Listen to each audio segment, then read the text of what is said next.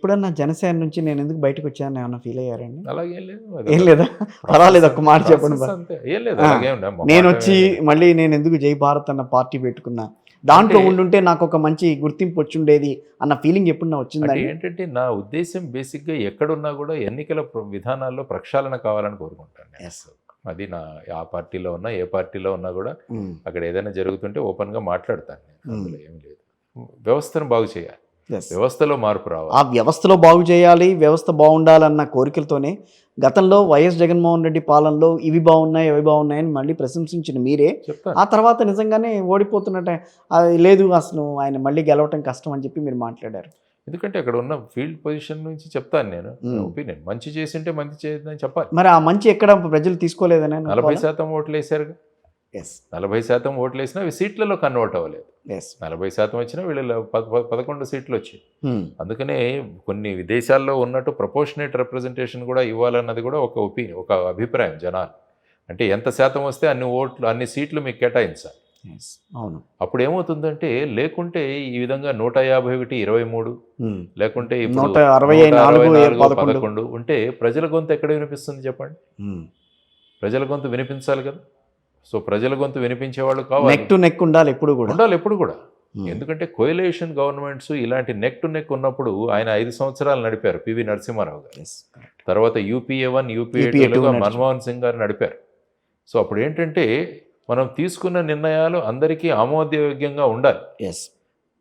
ఎవరైనా ఒక 10 మంది విభేదించినా కూడా ఏమవుతుందంటే ఆ పాలసీలు రావు. కాబట్టి మనకు మనసులో వచ్చింది చేసే విధానం కుదరదు అక్కడ.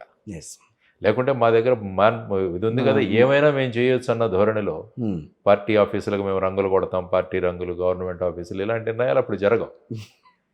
అంతే కదా. అవన్నీ కూడా రీజనబుల్. ప్రతి నిర్ణయం కూడా అక్కడ చర్చకు వస్తుంది.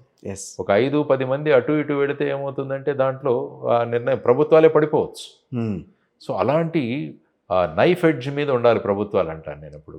ఎందుకంటే power corrupts, absolute power corrupts absolutely అంటారు. అది కాబట్టి అబ్సల్యూట్ పవర్ ఎవరికి ఉండకూడదు. ఇది మనం గమనించాల్సిన అంశం. ఆంధ్రప్రదేశ్ ప్రభుత్వం దాదాపుగా 6 months పూర్తి చేసుకుంది కదా. సో మీరు ఇచ్చే మార్కులు ఎన్ని? అంటే మార్కులు అంటే ఇది ఇంకా హాఫ్ ఇయర్లీ ఎగ్జామినేషన్. ఇంకా హాఫ్ ఇయర్లీ ఎగ్జామినేషన్ మార్కులు పెద్ద ఇంపార్టెంట్ ఉండవు. హామీల అమలులో ముందుకు వెళ్తోందని అనుకోవాలా, అభివృద్ధిలో ముందుకెళ్తోందని అనుకోవాలా, ఎందుకంటే అమరావతి నిర్మాణంలో ముందుకెళ్తోందని అనుకోవాలా? అంటే వాళ్ళు ముఖ్యంగా చంద్రబాబు నాయుడు గారు అన్నది ఏపీ అంటే అమరావతి అండ్ పోలవరం అన్నారు ఆయన. కాబట్టి అమరావతి అండ్ పోలవరం. కాబట్టి అమరావతిలో ఇక్కడ 15,000 కోట్లు ఏవైతే ఉన్నాయో అవి వరల్డ్ బ్యాంకు, తర్వాత ఏషియన్ డెవలప్మెంట్ బ్యాంక్ నుంచి అప్పుగా వస్తుంది. అది లాంగ్ టర్మ్లో. దానివల్ల అక్కడ అభివృద్ధి చేస్తామని అంటున్నారు. మిగతావి కూడా అమౌంట్స్ ఇక్కడ నుంచి వస్తాయి.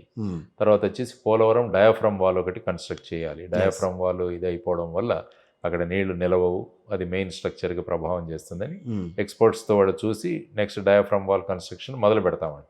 గత ప్రభుత్వం చేయలేదా అది? డయాఫ్రమ్ వాల్ వారు ఏమంటారంటే కాఫర్ డ్యామ్ అన్నది సరిగా కట్టకపోవడం వల్ల, స్పిల్వే మీద ఎక్కువ వాళ్ళు కాన్సన్ట్రేషన్ చేయడం వల్ల, కాఫర్ డ్యామ్లో 2 చోట్ల గ్యాప్లు ఉండడం వల్ల ఆ గ్యాప్లో వచ్చిన నీళ్ళంతా కూడా వచ్చి డయాఫ్రమ్ వాల్ని డిస్టర్బ్ చేశాయన్నది అప్పుడు ప్రభుత్వం చెబుతున్న అంశం. సో దానివల్ల మేము ముందుకు వెళ్ళలేకపోయాము అన్నది వారు చెప్తున్న అంశం. సో ఇప్పుడు వీరు కూడా డయాఫ్రమ్ వాలే చెడిపోయింది, దాన్ని రిప్లేస్ చేయాలి. దానికి ఒక సుమారుగా 900-950 కోట్లు అన్నారు. ఆ తర్వాత ఇప్పుడు హైట్ ఎంత పెట్టాలన్నది కూడా దాని మీద 47 దాని మీద జరుగుతుంది. ఎందుకంటే హైట్ పెంచగానే R&R ప్యాకేజ్ పెరుగుతుంది. దానివల్ల కేంద్ర ప్రభుత్వం R&R ప్యాకేజ్ మేము ఇవ్వము, మేము ఓన్లీ ఇరిగేషన్ కాంపోనెంట్ ఇస్తామన్నది వాళ్ళ ధోరణి. సో దాంతో ప్రాజెక్ట్ ఏమవుతుంది అంటే ఇది ఒక పెద్ద బ్యారేజ్ అవుతుందా లేకుంటే మల్టీపర్పస్ ప్రాజెక్ట్ అవుతుందా అన్నది కూడా దాని మీద మేము ఒరిజినల్గా ఏ పోలవరం అయిందో ఆ విధంగా చేస్తామని ఈ ప్రభుత్వము నిమ్మల రామానాయుడు గారు కూడా మాట్లాడారు. కాబట్టి అది 47 దీంట్లోనే ఉంటుందన్నది జనరల్గా జరుగుతున్న చర్చ. చూద్దాం ఏమవుతుందా. అమరావతి వ్యవహారానికి సంబంధించి ఈ టర్మ్లో అయినా నిజంగా అమరావతికి ఒక రూపం వచ్చే అవకాశం ఉంటుందా? అంటే ఇప్పుడు మొదలు పెడుతున్నారు. ముఖ్యంగా ఏంటంటే అక్కడ ప్రభుత్వ కార్యాలయాలు, ఐ థింక్ సిఆర్డిఏ ఆఫీసే ఒక 6 అంతస్తుల భవనాన్ని ఐ థింక్ బై 2 నెలల్లో కట్టాలని చెప్పేసి నిర్ణయించారు. ఆ తర్వాత వివిధ సంస్థలను అక్కడ ఇన్వైట్ చేస్తున్నారు. తర్వాత వచ్చేసి లాస్ట్ టైమే కేంద్ర ప్రభుత్వ అనేక సంస్థలకు వాళ్ళు ల్యాండ్ ఇచ్చి ఉన్నారు. కాబట్టి వాళ్ళని కూడా పర్ష్యూ చేస్తున్నారు, వచ్చి మీ ఆఫీసులు మొదలు పెట్టండి. అంటే ఒక పని జరుగుతోంది అన్న ఒక మూడ్ వస్తే దాంతో మిగతా వాళ్ళు కూడా వస్తారు దాంట్లో. ఎందుకంటే ప్రభుత్వం మీద ఈ 33,000 ఎకరాలు ఇచ్చిన రైతులకు కూడా వాళ్ళకి కాంపెన్సేషన్ ఇవ్వాలి. ఇవ్వాలి. వాళ్ళకి చెప్పింది మీకు రెసిడెన్షియల్ ప్లాట్స్, కమర్షియల్ ప్లాట్స్ మేము